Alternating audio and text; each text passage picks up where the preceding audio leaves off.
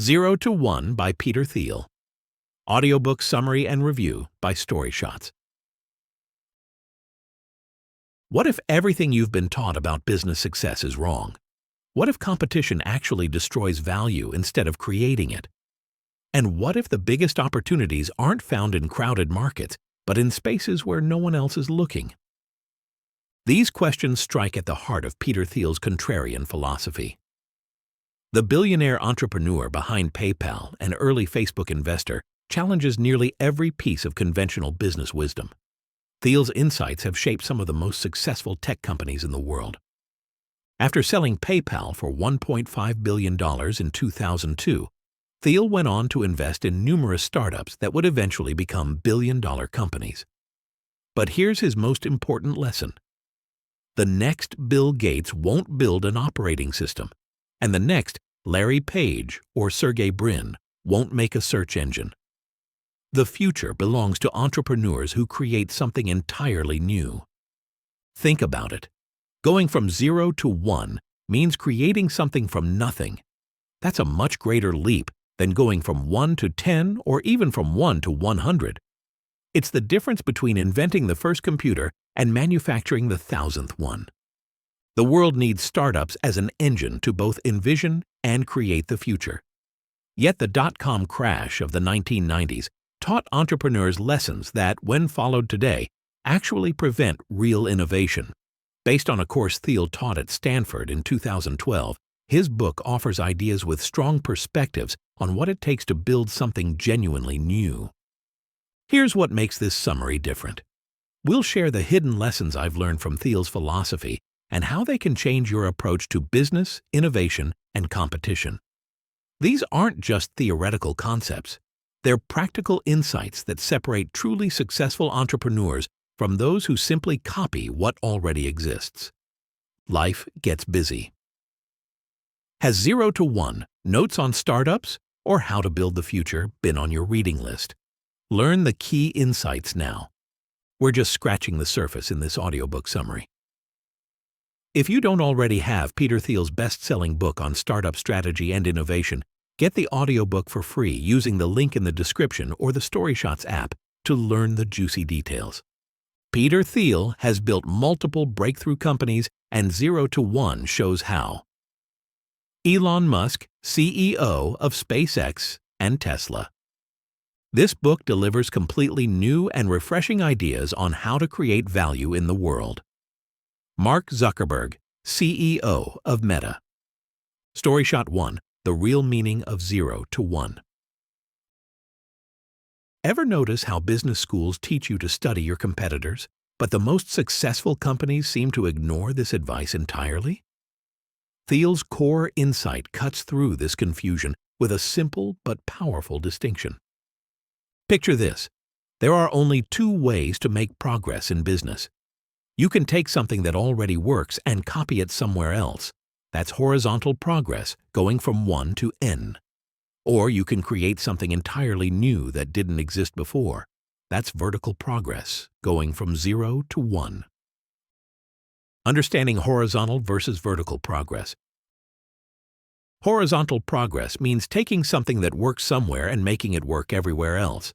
It's essentially copying existing models and extending them to new markets. Thiel connects this with globalization, the process of spreading successful ideas across the globe. China exemplifies this approach by replicating successful technologies from developed nations. But here's what most entrepreneurs miss. Building 100 typewriters is horizontal progress. Inventing the word processor? That's vertical progress. If horizontal progress means taking existing solutions and scaling them, vertical progress means creating solutions that never existed. Think about wind energy companies.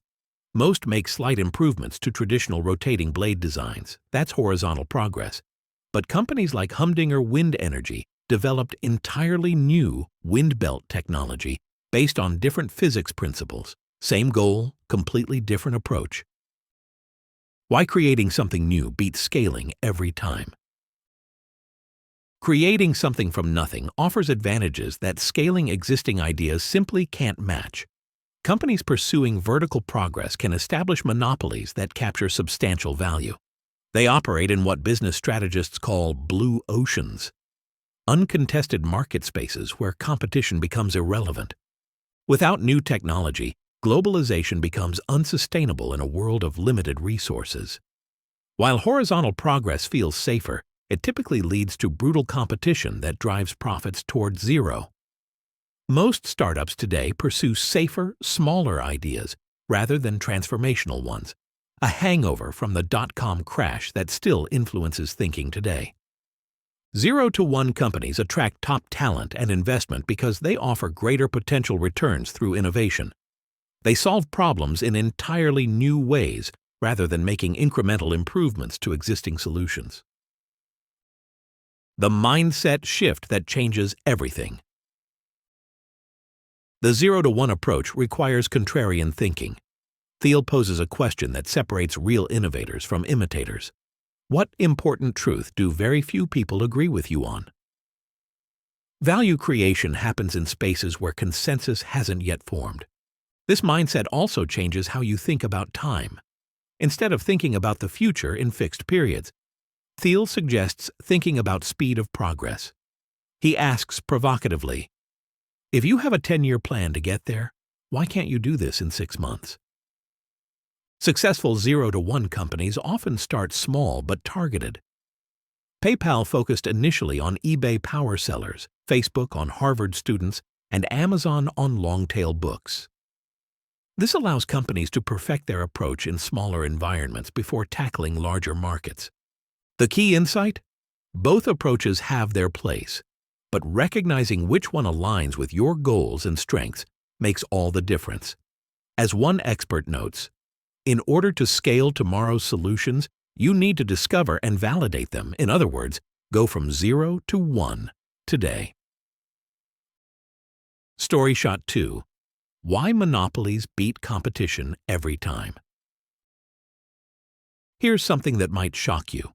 Everything you've been taught about competition is wrong. Thiel makes one of business's most controversial arguments. Competition actually destroys value while monopolies create it. The competition myth that's ruining your business. From childhood through business school, we're bombarded with messages about competition's virtues. But Thiel argues this competitive mindset blinds us to opportunities for creating genuinely new things. Consider this eye-opening comparison. Airlines serve millions of passengers yearly, but their profit margins are razor-thin, just 37 cents per passenger trip in 2012. Meanwhile, Google captured 21% of its $50 billion revenue as profits that same year, making it worth 3 times more than all U.S. airlines combined. As Peter Thiel puts it, all happy companies are different. Each one earns a monopoly by solving a unique problem. All failed companies are the same. They failed to escape competition. This contradicts everything traditional economics teaches about perfect competition being ideal. Under perfect competition, no company makes economic profit in the long run, since new competitors always enter profitable markets. How monopolies actually drive innovation. Monopolies possess something competitive businesses never can: the freedom to think beyond mere survival. A restaurant fighting daily competition must squeeze every efficiency, putting grandma to work at the register. Such businesses can't invest in long-term innovation because they're fixated on today's margins. Companies like Google don't have to worry about competing with anyone, giving them wider latitude to care about workers, products, and impact on the wider world. This freedom allows monopolies to make ambitious research investments and long-term plans that competitors can't imagine. But here's the crucial distinction Thiel makes. He's talking about dynamic monopolies, not static ones. In a static world, monopolists just jack up prices. But our world is dynamic. We can invent better things. Creative monopolies replace outdated models with breakthrough innovations, creating new markets rather than just altering existing ones. What makes monopolies actually good? Not all monopolies are created equal. According to Thiel, beneficial monopolies create something new and valuable rather than restricting existing supply. Emerge through innovation rather than control, like Apple with the iPhone. Build genuine value through network effects and superior products. Enable significant future cash flows through breakthrough technology. Successful monopolies typically start by dominating small, overlooked market segments before expanding. Amazon exemplifies this perfectly, starting as an online bookstore before becoming a global e-commerce giant. Throughout history, creative monopolies have succeeded one another. IBM's monopoly gave way to Microsoft's, which yielded to Google's. Each new monopoly replaced incumbents by offering superior products rather than stifling innovation. The bottom line? Monopoly is therefore not a pathology or an exception. Monopoly is the condition of every successful business. Your goal isn't competing within existing markets, but creating entirely new ones where competition becomes irrelevant. Thiel advises entrepreneurs to pursue monopoly through differentiation rather than entering crowded competitive spaces. Story shot 3. The power of definite optimism. Picture two entrepreneurs with identical business ideas. The first says, "I believe things will work out somehow." The second says, "I believe things will work out, and here's exactly how I'll make it happen." Which one would you bet on? This scenario captures one of Thiel's most important concepts in his 0 to 1 philosophy, the idea of definite optimism. This mindset separates visionaries from dreamers and is essential for creating true innovation through successful startups. What is definite optimism? Definite optimism means you believe the future will be better and you have a concrete plan to make it so. It's about having both vision and a roadmap. This mindset stands apart from 3 other possible outlooks. Indefinite optimism, believing the future will be better, but without a specific plan to shape it. Definite pessimism, believing the future can be known, but will be worse. Indefinite pessimism, viewing the future as uncertain and likely unfavorable.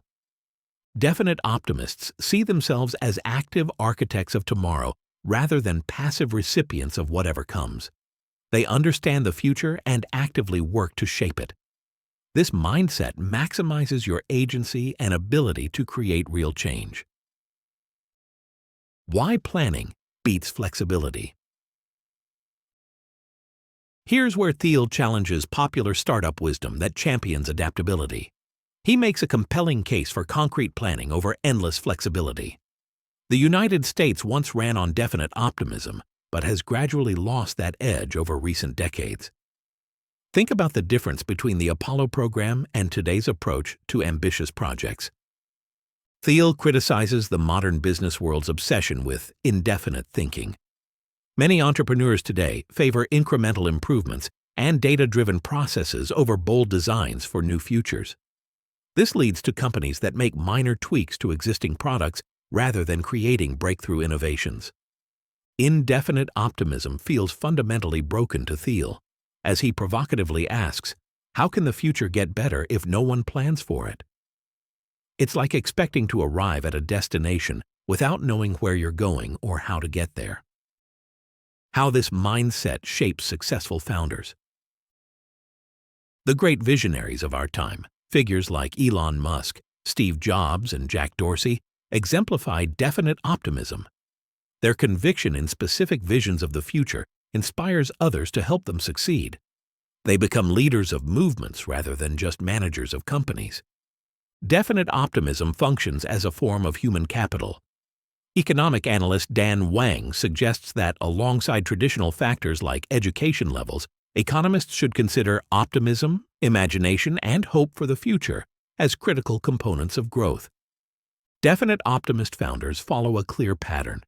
Develop a clear and compelling vision of what they want to achieve. Create a concrete plan with specific steps and milestones. Commit to consistent and focused execution. This approach delivers significant advantages: clearer direction, increased motivation, better decision-making, and higher innovation potential. When you know exactly where you're going and how to get there, everything becomes easier, from raising money to hiring talent to making tough decisions. Definite optimism is about having the courage to envision a specific future and the conviction to make it reality. That's precisely the mindset needed to go from 0 to 1. Story shot 4. The 7 questions every startup must answer. Thiel distills startup success into 7 critical questions. Think of them as a diagnostic test for your business idea. Get all 7 right and you'll likely succeed. Nail 5 or 6 and you might still work. Miss most of them and what feels like bad luck is actually predictable failure. Here's your startup checklist. 1. The engineering question. Can you create breakthrough technology? Can you create breakthrough technology instead of incremental improvements? Your product must be at least 10 times better than existing alternatives. Not 10% better, but dramatically superior. Apple's iPad wasn't just another tablet, it was 10 times better than previous tablets. Google Search didn't make small improvements over earlier engines, it vastly outperformed them. PayPal wasn't slightly more convenient than mailing checks for eBay purchases, it was 10 times better. Small improvements get lost in market noise. Only dramatic superiority offers transparent value to customers. 2. The timing question. Is now the right time? Timing can make or break even the most promising ventures. Is now the right time to start your particular business? Facebook launched perfectly when broadband infrastructure was rapidly expanding, then exploded when smartphones became widespread. Tesla seized a crucial moment in 2010 when governments were investing heavily in clean energy, securing a $465 million loan that might have been unavailable later. Consider infrastructure readiness, social norms, government regulations, and existing ecosystems. Are the pieces in place for your idea to work? 3. The monopoly question. Can you dominate a small market? Are you starting with a big share of a small market? This flips conventional wisdom on its head. Instead of entering large competitive markets, start by dominating tiny ones. Google maintained a search monopoly for over a decade, giving it freedom to invest in radical projects like Google Glass and driverless cars. That monopolistic position provided the cash flow for long-term innovation. Companies stuck in brutal competition can't think beyond survival. The people question. Do you have the right team? Do you have the right team? This sounds obvious, but trips up many founders. You need people capable of building real innovations, not just talking about them. When evaluating clean tech companies, Thiel noticed many were led by men in suits rather than engineers. Red flag. As he puts it, real technologists wear t-shirts and jeans. You need builders, not just managers. 5. The distribution question. Can you actually reach customers? Do you have a way to not just create, but deliver your product? Even breakthrough technology rarely sells itself. Better Place had impressive electric vehicle technology, but failed to market it effectively, creating confusion about their offering. Having a superior product means nothing without an effective way to reach customers. Distribution matters as much as innovation. 6. The durability question. Will your advantage last? Will your market position be defensible 10 and 20 years into the future? Think like the last mover in your market, not the first. Tesla established durability through rapid innovation that created a widening lead. Plus, it built a trusted brand, a significant advantage in the slow-moving auto industry. Durability comes from network effects, high switching costs, strong brands, or proprietary technology. 7. The secret question. What do you know that others don't? Have you identified a unique opportunity that others don't see? Great companies are built on secrets. Valuable insights hiding in plain sight. Airbnb's secret was that strangers would actually rent rooms in each other's homes. Most investors laughed at this idea initially. Finding these hidden truths gives startups a crucial head start before competitors catch on. These 7 questions work as a complete system. Miss one and your startup faces serious challenges. Get them all right and you've built a foundation for going from 0 to 1. Story shot 5. Secrets are the key to innovation. What if the biggest business opportunities are hiding in plain sight? Peter Thiel argues that every exceptional company is built on a secret, a valuable truth that others don't see or believe. Think about it. If everyone already knows something works, why would you have any advantage? The real money gets made when you discover something others miss entirely. Why secrets still exist in a crowded world. Thiel defines secrets as problems that have answers but nobody has figured out yet. From Pythagoras discovering the secrets of triangles to NASA landing humans on the moon, history's greatest advances came from uncovering hidden truths. Here's the question that drives everything. What important truth do very few people agree with you on? This isn't about being contrarian for the sake of it. It's about finding overlooked opportunities that could change everything. Airbnb's secret was recognizing that strangers would rent rooms in each other's homes. When the founders first pitched this idea, investors laughed. Who would trust a stranger in their house? The concept seemed ridiculous until it became a $75 billion company. Facebook's secret was that college students desperately wanted to connect online, but only with other verified students. Everyone else was trying to build social networks for everyone. Facebook succeeded by starting with an exclusive small group. How to find secrets others overlook. Finding these hidden truths requires a different approach.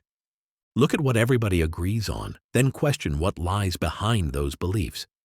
Examine the lessons from past failures. Sometimes they create unnecessary fears. Talk to people with different backgrounds and experiences. Get comfortable with uncertainty instead of seeking safe answers. The dot-com crash taught entrepreneurs to avoid big ideas and focus on proven markets. But this created dogmas that now limit innovation. What seemed like wisdom then might be holding us back today. Consider this. Nokia laughed at flip phones, saying, "Nobody would want a phone that needs 2 hands." Then they dismissed smartphones entirely. Their attachment to existing revenue models literally blinded them to market changes. The danger of conventional thinking. Throughout history, conventional wisdom has killed innovation. When everyone thinks the same way, opportunities get overlooked.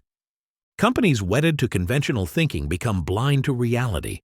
They discourage risk-taking and fall into groupthink. But our world changes fast. What people consider safe thinking today becomes dangerous tomorrow. Thiel suggests that true contrarian thinking isn't about opposing crowds just to be different. It's about thinking for yourself and discovering valuable secrets that others miss. The biggest opportunities often lie where conventional wisdom says they can't exist. Ever notice how the most successful companies often started with ideas that seemed crazy? That's not coincidence. It's the power of secrets at work. Story shot 6. Sales matter more than you think. Finally, your personal book learning superpower has arrived. Introducing Story Shots, the revolutionary app that delivers bestseller insights in just 15 minutes. Choose your format. Text for quick reading, ad-free extended audio for commuting, infographics and animated summaries for visual learners. Our competitors hate this deal. Lifetime premium access during our 48-hour flash sale at our lowest price ever. Access the world's largest library on your terms whenever you want. Reading lists shouldn't be wish lists. Conquer bestsellers in minutes, not months. Access the deal on iOS or Android now. Your brain deserves better. Ever wonder why brilliant startups with amazing products still fail? Here's a hard truth that many founders learn too late. Having a superior product is only half the battle. Peter Thiel challenges one of the most dangerous myths in startup culture: the idea that great products sell themselves. Poor sales, not product problems, cause most startup failures. This insight flies in the face of what technical founders want to believe. We'd rather perfect our code than learn how to sell it. Why great products don't sell themselves. Think about it this way. If products really sold themselves, why do Apple and Microsoft spend billions on advertising? Even the iPhone needed marketing to become a household name. Thiel argues that distribution isn't just an afterthought, it's essential to product design itself. As he puts it, if you've invented something new but haven't invented an effective way to sell it, you have a bad business, no matter how good the product. Here's what makes this especially tricky. The importance of sales gets hidden at every level of business, even though it secretly drives everything. Engineers build features, but salespeople decide which features customers actually care about. This explains why even brilliant technical minds often miss the sales piece entirely. Understanding CAC or CAC and CLV. Two numbers determine whether your sales approach actually works: customer acquisition cost, CAC or CAC, and customer lifetime value, CLV.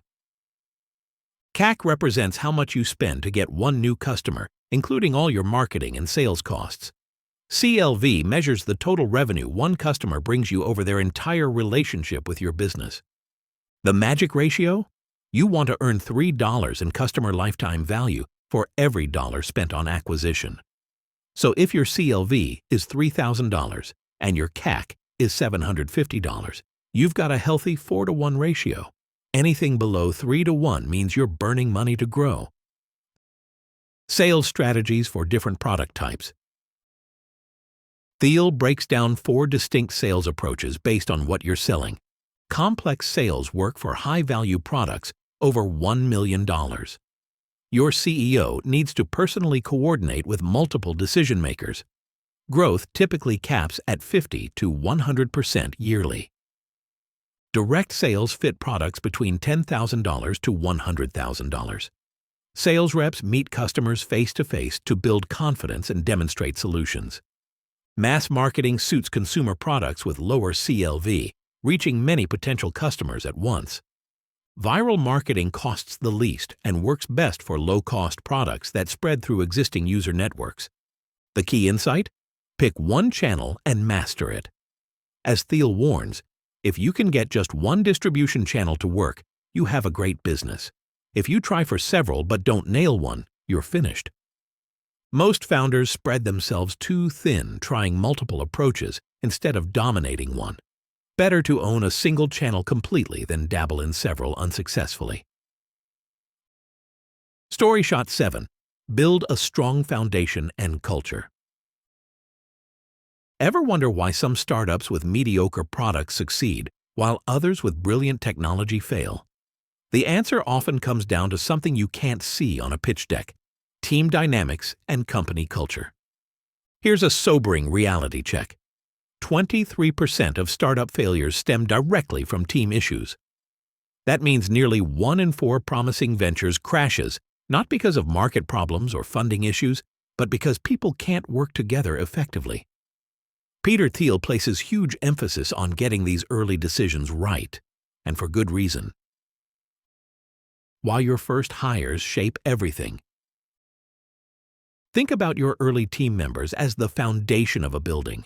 Get the foundation wrong, and everything else becomes unstable. Teams with more than one founder outperform solo founders by an astounding 163%, with 25% higher startup valuations.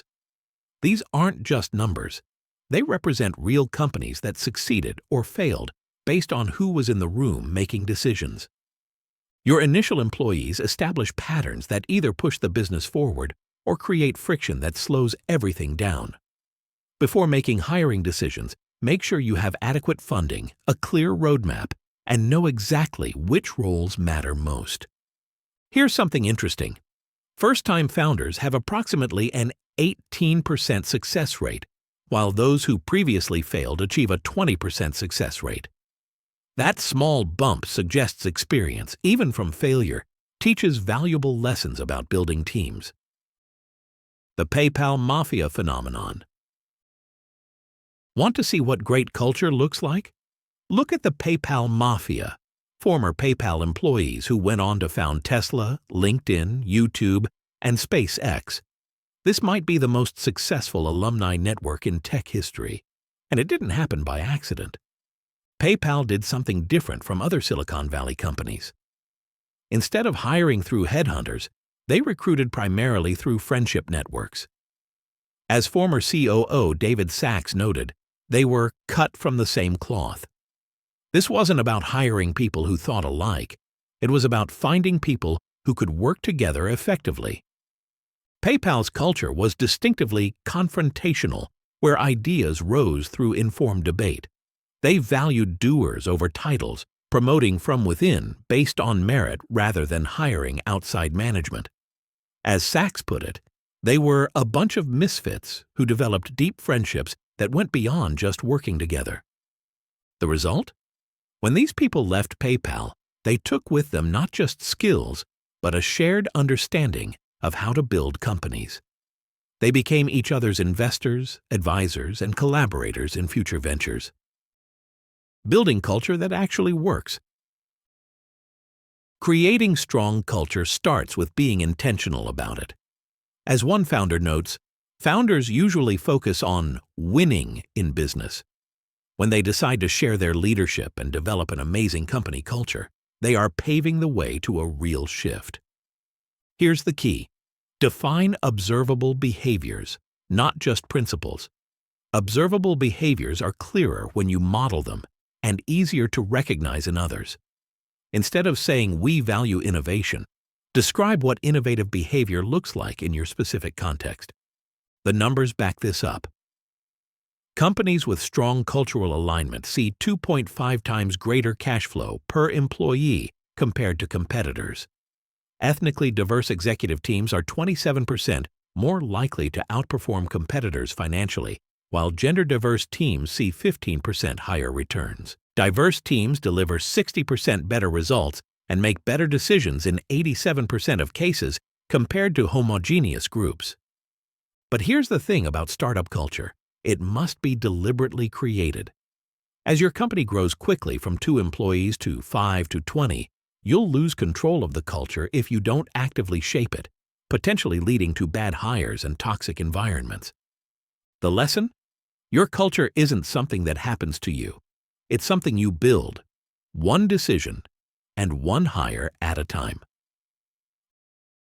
Final summary and review of 0 to 1.